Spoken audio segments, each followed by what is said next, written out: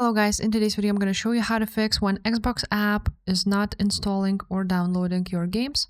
So this tutorial will be quick, just make sure to subscribe and also leave a like if you will find this guide useful. First thing you want to try out is on your search bar here. You want to go ahead and write down wsreset.exe. Then you want to run this command.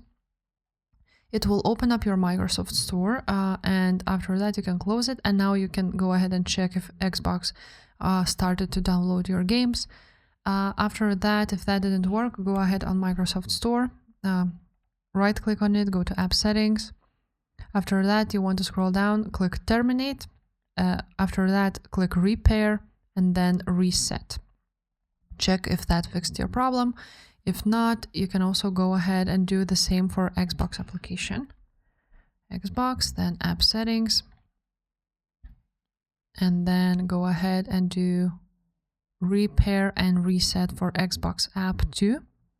Check if that fixed your problem. If not, then the last thing you can try out is go ahead, open up CMD, run it as administrator, click yes, and after that you want to write down sfc /scan now, and after all this process will end, you want to restart your PC.